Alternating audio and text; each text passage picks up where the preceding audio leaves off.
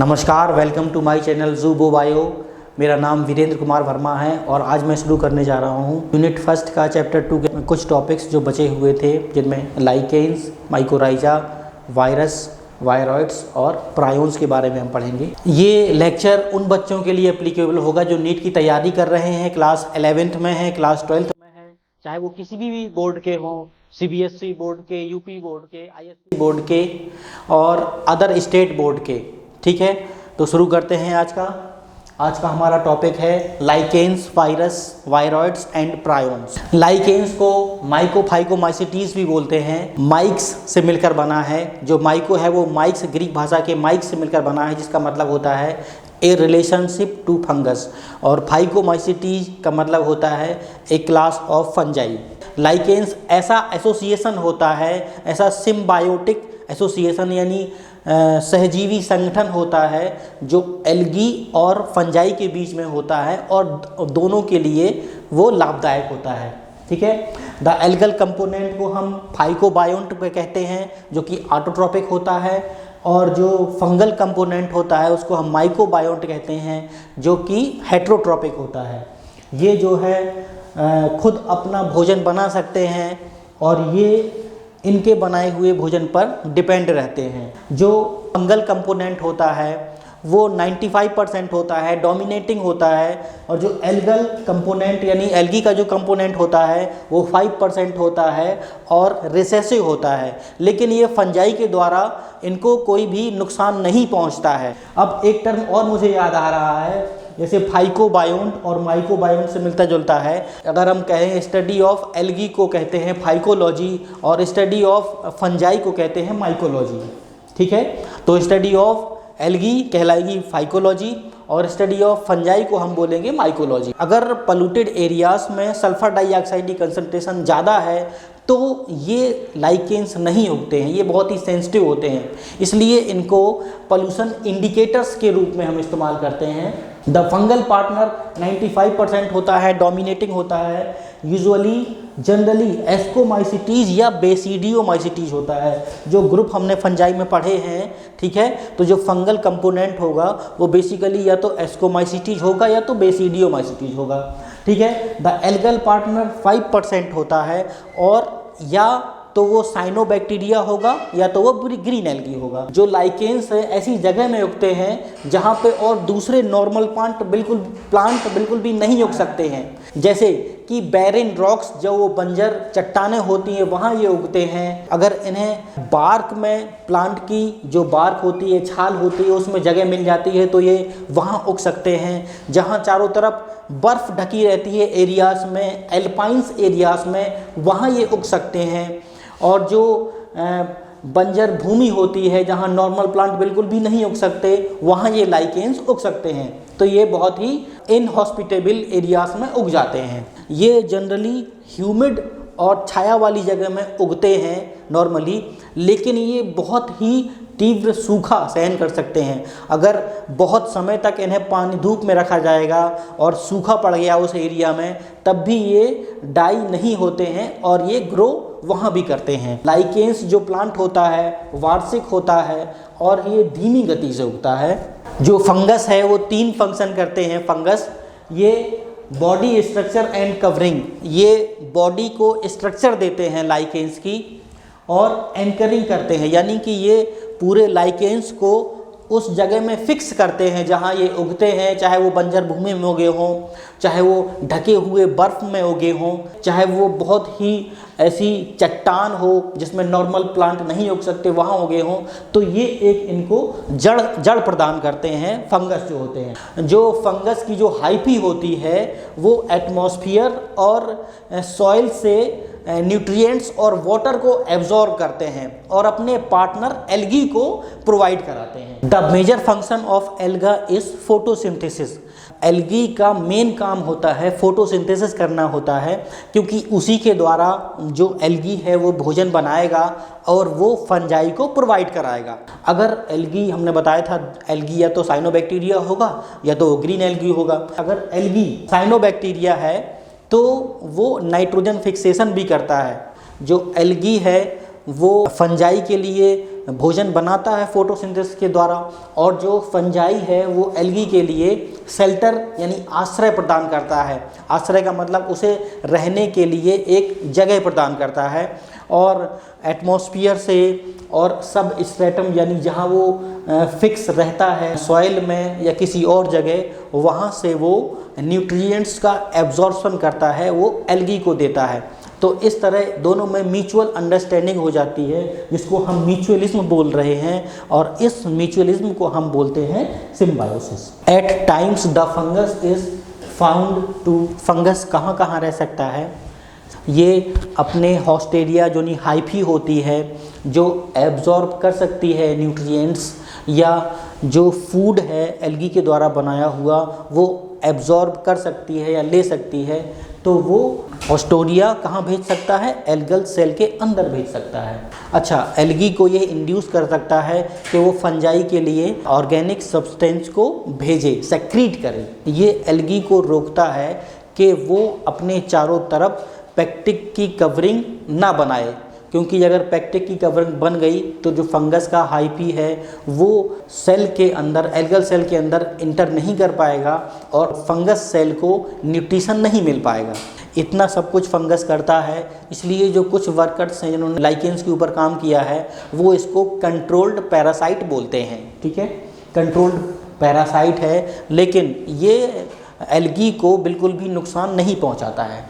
कुछ वैज्ञानिक या वर्कर ये मानते हैं जो एल्गल पार्टनर होता है वो फंगस के नीचे काम करता है, यानी फंगस का एक तरह से वर्कर होता है, लेकिन वो फंगल हाइफी के द्वारा कोई भी उसको नुकसान नहीं पहुंचता है। इस फिनोमेना को हम बोलते हैं होलोटिज्म। इम्पोर्टेंस ऑफ लाइकेंस में, लाइकेंस फूड की तरह भी इस्तेमाल होता है। जैसे इन टुंड्रा प्रदेश में क्या होता है? क्लेडोनिया रैंगीफेरा, जिसे राइंडियर मॉस भी कहते हैं, ये एज ए फूड के रूप में इस्तेमाल होता है। आइसलैंड, स्वीडन और नॉर्वे में जो हमारा क्लेडोनिया रैंगीफेरा का लाइकेन होता है वो फूड के रूप में इस्तेमाल होता है।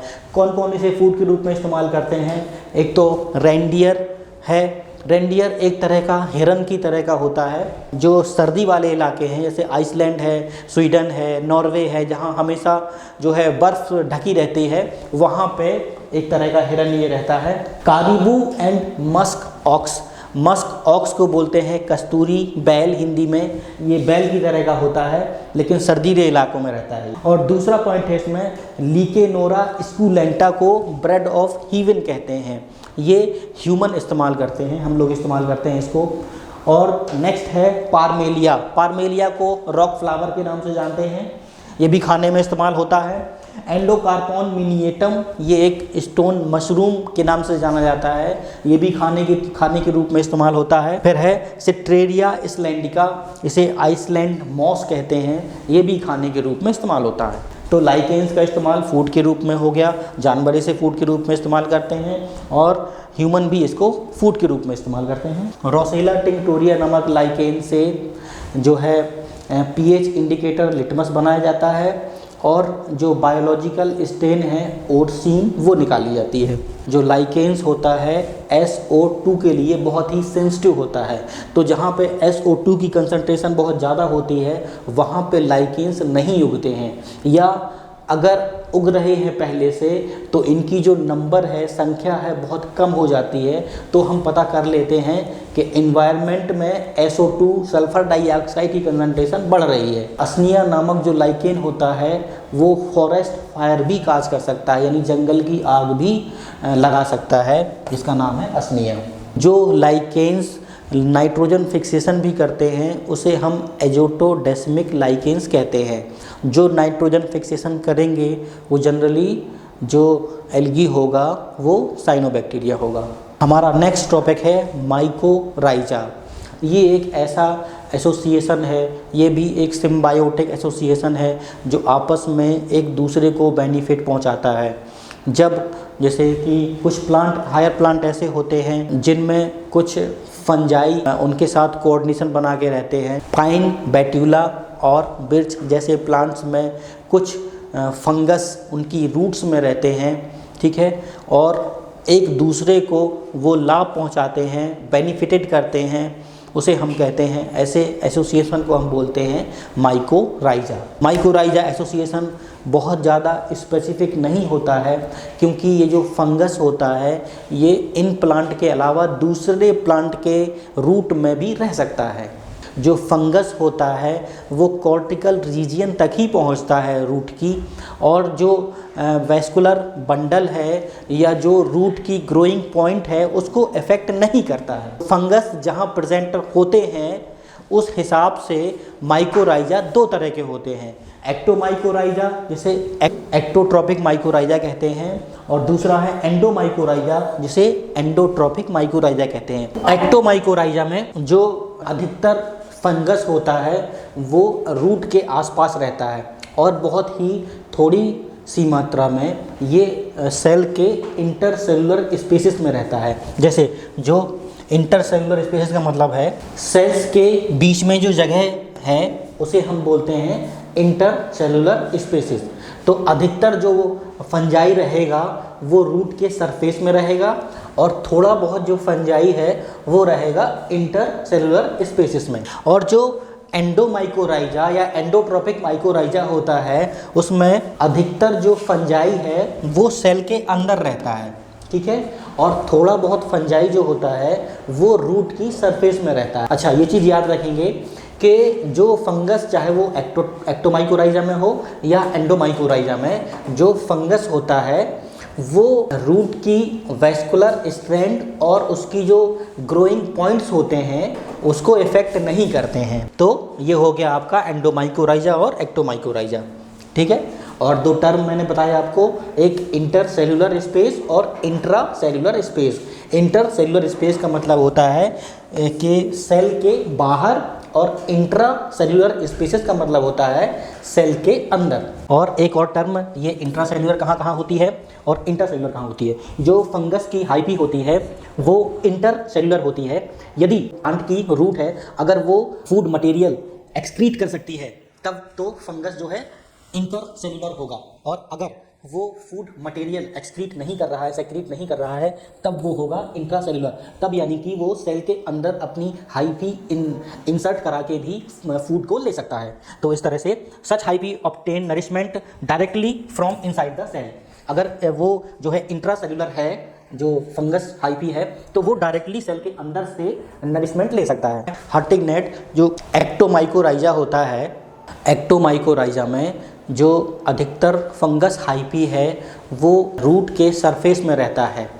तो रूट के सरफेस का एरिया और जहाँ जहाँ हाइपी नरिशमेंट या सॉइल से मॉइस्चर या वाटर को एब्जॉर्ब करता है तो वो प्लांट तक पहुंचाता है। तो एक तरह से ये हर्टिग नेट है, कनेक्टिंग लिंक है between root cell and fungal hyphae. जो फंगस होता है एंटी माइक्रोबियल सब्सटेंस और ग्रोथ प्रमोटिंग सब्सटेंस सेक्रीट करते हैं, जो कि अगर प्लांट की यंग स्टेज है तो वो प्लांट की यंग स्टेज को प्रोटेक्ट करेगा और यंग स्टेज को ग्रोथ के लिए प्रमोट करेगा। आपसे गुजारिश है, प्लीज़ मेरे चैनल को लाइक करिए, शेयर करिए, सब्सक्राइब करिए और कमेंट में बताइए कि और आप क्या इम्प्रूवमेंट चाहते हैं मेरे। हमारा जो अगला टॉपिक है वो वायरस है। अब हम देखते हैं, बात करते हैं बैक्टीरिया की साइज़ की और वायरस की साइज़ की। ये तो आप जानते हैं कि बैक्टीरिया बड़ा होता है और वायरस छोटा होता है, लेकिन कितना बड़ा होता है कितना छोटा होता है ये मैं आपको साइज़ से बताता हूँ। ये देखिए यहाँ पे क्या लिखा हुआ है, जो डायमीटर साइज़ है वो 20 नैनोमीटर होता है और सबसे बड़ा साइज़ वायरस का 500 नैनोमीटर होता है। यहाँ पे 0.2 माइक्रोन मीटर दिया हुआ है, तो 0.2 माइक्रोन मीटर को आप नैनोमीटर में चेंज कर सकते हैं।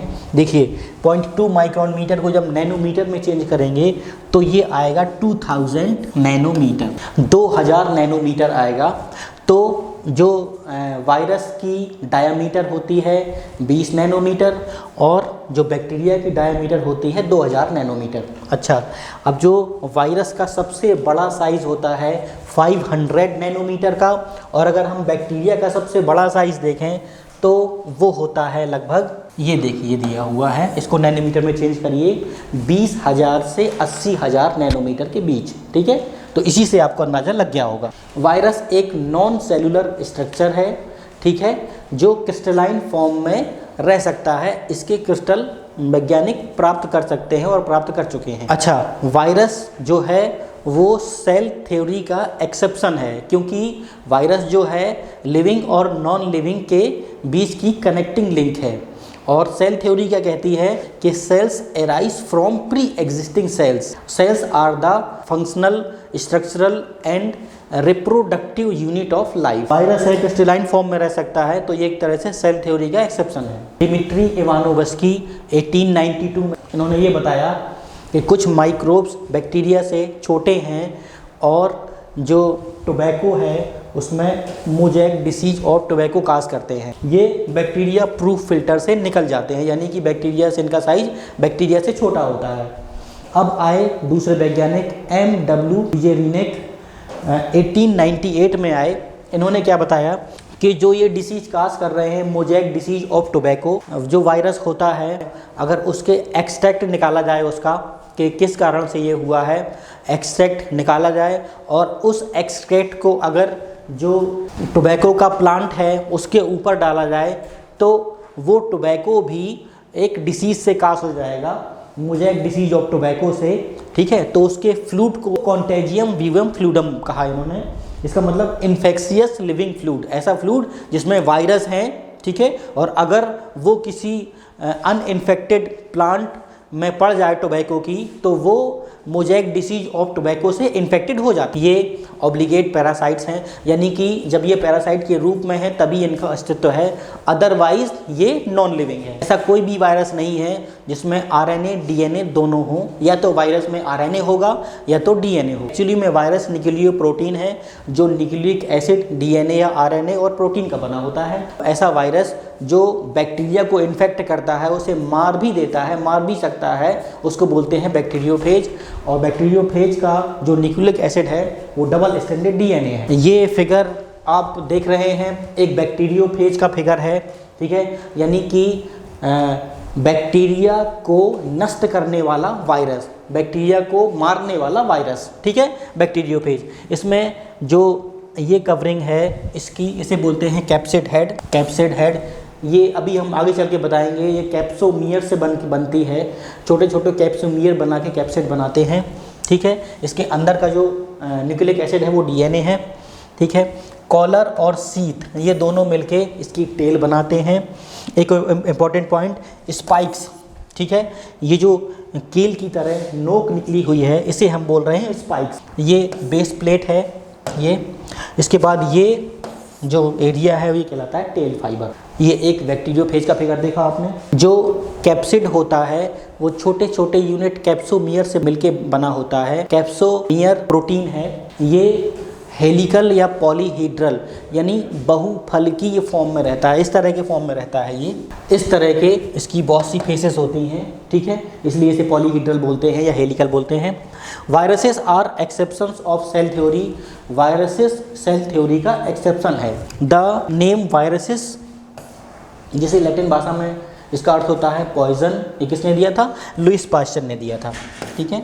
वायरस नाम लुइस पास्चर ने दिया था, जिसका लैटिन भाषा में मतलब पॉइजन होता है। होम्स एक साइंटिस्ट हुए 1948 में। इन्होंने वायरस को 3 कैटेगरी में बांटा। फाइटोफेज यानी प्लांट वायरस, जिन्होंने अभी आपने एग्जाम्पल देखा टोबैको मोज़ेक वायरस, जो टोबैको के प्लांट में मोज़ेक डिसीज काज करता है। दूसरा है जूफेज एनिमल वायरस, ये ऐसा वायरस है जो एनिमल में और ह्यूमन में बहुत सारी डिसीज़ फैलाता है, जैसे चिकन पॉक्स है, रेबीज है, इन्फ्लुएंजा है, मम्स है, एड्स है। और तीसरी वाली कैटेगरी है फेज, जिसे बैक्टीरियोफेज बोलते हैं। इकोलाई के केस में इसे कॉलीफेज बोलते हैं। जो तीसरी फेज है वो ऐसे वायरस जो बैक्टीरिया को, यीस्ट को, दूसरे फंजाई को, स्मॉल माइक्रोब्स को जो अपना निशाना बनाता है उसे बोलते हैं फेज। ऐसा बैक्टीरियोफेज जो स्पेशली एशेरिचिया कोलाई यानी ई कोलाई को इन्फेक्ट करता है उसे हम बोलते हैं कॉलीफेज। दोस्तों, वायरस की स्टडी हो और कोरोना वायरस के बारे में ना पढ़े तो वायरस की स्टडी पूरी नहीं हो सकती। हम सब जानते हैं कोरोना वायरस कितना भयानक वायरस, ठीक है। तो अब कुछ पढ़ते हैं कोरोना वायरस के बारे में। ये एक्चुअली में जो कोरोना वायरस है SARS-CoV-2 यानी severe acute respiratory syndrome corona virus 2 है। ये SARS-CoV-2 जनरली बर्ड और बैट्स में यानी चिड़ियों में, चमगादड़ों में नॉर्मली CoV-1 पाया जाता है, यानी severe acute respiratory syndrome corona virus 1 ये नॉर्मल वायरस है, लेकिन ह्यूमन में ये पहली बार देखा गया है। तो ये कहाँ से आया हुआ माना जाता है? ये वुहान शहर, चीन में एक हुबेई प्रांत की राजधानी वुहान है, वहाँ से ये आया हुआ माना जाता है। वहाँ पर एक वेट मार्केट है, वेट मार्केट या ओपन एयर मार्केट, ऐसा मार्केट जहाँ पे मरे हुए या जिंदा एनिमल्स की जो मीट है वो बेचा जाता है, वहाँ से ये आया हुआ माना गया है। इसका जो वो नेम है वो है SARS-CoV-2। नॉन ह्यूमन एनिमल्स में एक कॉमन है और उन्हें ज़्यादा नुकसान नहीं पहुँचाता है, लेकिन SARS-CoV-2 को इससे पहले ह्यूमन में नहीं देखा गया है और ये जनरली बर्ड्स और बैट्स में होता है। याद रखिए दोस्तों, ये सिंगल स्ट्रैंडेड RNA होता है, ठीक है। It is a crown like appearance under an electron microscope. Electron microscope ही जब कोरोना वायरस की स्टडी करते हैं तो इसका स्ट्रक्चर क्राउन की तरह होता है। मैंने बताया था अभी, जो इसका कहते हैं प्रोटीन होता है, अगर उसमें कुछ ऐसे नोक निकल आती है तो क्राउन की तरह का स्ट्रक्चर बनाते हैं, इसलिए इसका स्ट्रक्चर क्राउन की तरह का होता है। अच्छा, कोरोना का लैटिन भाषा में मतलब कोरोनम होता है, जिसका मतलब होता है crown. Due to the presence of spike glycoproteins on the envelope, यानी जो सिंगल स्ट्रैंडेड RNA होता है उसके ऊपर जो कवरिंग होती है उसमें कई तरह की नुकीलें निकली रहती हैं, इसलिए इसका स्ट्रक्चर क्राउन की तरह का लगता है। जो कोरोना वायरस जो कोविड-19 था, कोविड-19 डिसीज़ थी, वो किसके द्वारा होती है? SARS-CoV-2 यानी severe acute respiratory syndrome corona virus 2 से। SARS-CoV-2 severe acute respiratory syndrome corona virus 2 के जो लक्षण हैं वो क्या हैं? इसमें बुखार आता है, सूखी खांसी आती है, थकावट होती है, लॉस ऑफ टेस्ट और स्मेल, या तो जो स्वाद है जीभ का वो चला जाता है या तो स्मेल समझ में नहीं आती, और नासल कंजेशन यानी नाक जाम हो जाती है। जैसे जुकाम में होता है नाक जाम हो जाती है, वैसे ही कोरोना वायरस 2 में होता है। कौन कौन से टेस्ट होते हैं इसमें 2 तरह के टेस्ट होते हैं। एक तो PCR होता है, पॉलीमरेज चेन रिएक्शन जिसे बोलते हैं, और दूसरा होता है RDT, रैपिड डायग्नोस्टिक टेस्ट। इसमें क्या होता है? पॉलीमरेज चेन रिएक्शन में अभी बताया था मैंने आपको, जो कोरोना वायरस होता है सिंगल स्ट्रैंडेड RNA वायरस होता है, तो जो उसका न्यूक्लिक एसिड है पॉलीमरेज चेन रिएक्शन में उसको हम बढ़ाते हैं, एम्पलीफाई करते हैं, ठीक है, तो पकड़ में आ जाता है वो। लेकिन जो रैपिड एंटीजन टेस्ट या रैपिड डायग्नोस्टिक टेस्ट होता है, इसमें क्या होता है? इसमें जिस व्यक्ति को कोरोना वायरस हो जाता है, कोविड-19 हो जाता है, तो वायरस के कारण जो वायरस एंटीजन के रूप में प्रोटीन बनाता है, उस प्रोटीन को हम लोग टेस्ट करते हैं कि जिस ह्यूमन में अगर वो प्रोटीन है तो हम कहते हैं कि कोरोना पॉजिटिव है, अदरवाइज़ वो कोरोना नेगेटिव है, ठीक है। तो अगर प्रोटीन की अमाउंट बहुत कम है और वो पकड़ में नहीं आ रही है, तब भी पॉजिटिव होते हुए भी वो RDT के टेस्ट में नहीं आ पाता है, तो ये इसका एक ड्रॉबैक है RDT। लेकिन RDT बहुत जल्दी हो जाती है, PCR को करने में देर लगती है। अच्छा, अब इनका जो सैम्पलिंग का तरीका है वो क्या होता है? ये एक स्वैब बनाते हैं। स्वैब क्या होता है? एक प्लास्टिक की रॉड मान लीजिए इसको, और इसमें इधर कॉटन लपेट देते हैं, ठीक है, इस तरह से लपेटते हैं कि ये निकले ना, और या तो गले से, थ्रोट से लेते हैं या नेसल से लेते हैं यानी नाक से लेते हैं, ठीक है, इसे इंसर्ट करा के, ताकि इसमें जो भी प्रोटीन हो कोविड-19 का या जो उसकी न्यूक्लिक एसिड हो वो इसमें आ जाए और इसको फिर हम डिटेक्ट कर लें। इसका प्रिवेंशन क्या है? इसकी रोकथाम कैसे कर सकते हैं? इसमें क्या करें? आपको पहले तो वैक्सीन लगवाएं, 2 डोज लगाई गई हैं, और उसके बाद फिर एक बूस्टर डोज भी लगाई, तो बूस्टर कराएं उसे। वहाँ मास्क पहने, जब आपको लगे कि ज़रूरत है मास्क पहनने की, तुरंत मास्क। अगर भीड़ में जाना ज़रूरी ना हो तो भीड़ में ना जाए, फिजिकल डिस्टेंस बनाए रखें, ताकि अगर आप कोरोना वायरस हो भी जाते हैं तो कम से कम आप जो है दूसरों को ये वायरस ना दें। अब पढ़ते हैं वायरॉइड्स के बारे में। वायरॉइड्स क्या होते हैं? ये सबसे स्मॉलेस्ट रिप्लिकेटिंग पार्टिकल होते हैं, जिन्हें खोजा था T.O. डीनर ने 1971 में। वायरॉइड्स जो है इन्फेक्शियस RNA पार्टिकल होते हैं जिसमें प्रोटीन कोट नहीं होता। ये भी वायरस की तरह ऑब्लिगेट पैरासाइट्स होते हैं, यानी सेल के अंदर हैं तो जिंदा हैं और सेल के बाहर इनका कोई अस्तित्व नहीं है, ये निर्जीव होते हैं। वायरॉइड्स में अभी तक प्लांट में ही डिसीज़ फैलाने की सूचना मिली है। जो प्लांट में है डिसीज़ फैलाते हैं पोटैटो स्पाइनल ट्यूबर। इसमें क्या होता है, जो पोटैटो का पौधा होता है उसकी जो नीचे की पत्तियां होती हैं वो झड़ के गिर जाती हैं और पोटैटो का जो साइज है वो भी कम हो सकता है। वायरॉइड्स का जो RNA है उसमें इनिशिएशन कोडोन नहीं होता है, इसलिए ये प्रोटीन का संश्लेषण नहीं कर सकते। जो इनिशिएशन कोडोन होती है वो क्या होती है? AUG को इनिशिएशन कोडोन कहते हैं। ये मल्टीप्लाई हो सकते हैं, ये वायरस से स्मॉल छोटे होते हैं। अब मैं अगर साइज़ के हिसाब से लिखूं तो सबसे पहले आएगा वायरस, उसके बाद आएगा छोटे साइज़ में वायरॉइड्स, उसके बाद प्रायोन्स आएगा, ठीक है, जो हम आगे पढ़ेंगे अभी। प्रायोन्स क्या है?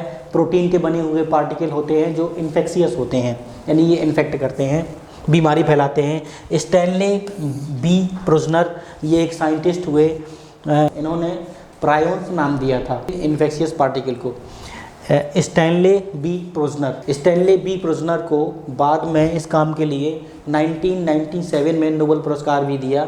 इन्होंने एक तो प्रायोन्स नाम दिया, उनको पहचाना, ठीक है, और इन्होंने उससे होने वाली डिसीजेस के बारे में भी बताया। इसके लिए इन्हें नोबेल प्राइज़ दिया गया 1997। जो प्रायोन प्रोटीन को बनाने वाला जीन होता है, अगर वो नॉर्मल होता तो वो ग्लाइकोप्रोटीन बनाता, लेकिन जब उसमें म्यूटेशन हो जाता है तो वो अनकरेक्टली फोल्ड हो जाता है, जिस कारण से प्रायोन बनता है। और ये प्रायोन्स जो है, जो हमारे न्यूरॉन्स होते हैं वहाँ पे इकट्ठा हो जाता है, या इसकी जो रॉड्स हैं वहाँ इकट्ठी हो जाती हैं और कई तरह की डिसीज़ फैलाती हैं। जो प्रायोन्स है अगर वो बन जाता है तो वो नर्वस टिश्यूज़ में जाके इकट्ठा होता है और उसे डिजेनरेट करता है और कई तरह की बीमारियाँ काज करता है।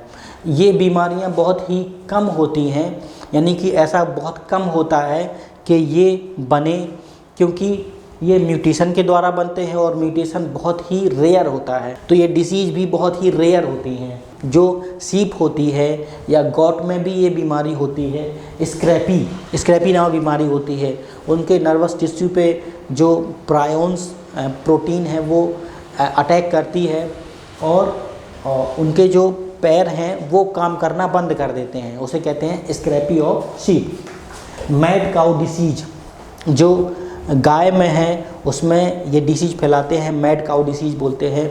इसमें भी क्या होता है, गाय अच्छे से चल नहीं पाती है और वो विकलांग हो जाती है। एक नई डिसीज है क्रुचफेल्ड जैकब डिसीज, जिसे स्मॉल शॉर्ट में CJD कहते हैं। ये एक डिसीज़ है, ये ह्यूमन में होती है और शुरुआत में अल्जाइमर डिसीज़ में लोग शॉर्ट टर्म मेमोरी लॉस हो जाता है। पहले तो कुछ समय के लिए मेमोरी जाती है, बाद में हमेशा के लिए मेमोरी चली जाती है, बाद में फिर और जब बीमारी भयानक रूप लेती है तो डिमेंशिया आ जाता है, पागलपन हो जाता है। उसी तरह की ये बीमारी है क्रुचफेल्ड जैकब डिसीज, जो कि प्रायोन से होती है, ठीक है। और एक क्रू डिसीज ह्यूमन में होती है, बहुत ही रेयर होती है और ये भी प्रायोन के कारण होती है, ठीक है। क्रू डिसीज में क्या होता है, जो ब्रेन के नर्वस टिश्यू हैं वो डैमेज हो जाते हैं और व्यक्ति जो है डिमेंशिया हो जाता है, उसे पागल हो जाता है। Thank you, have a nice day.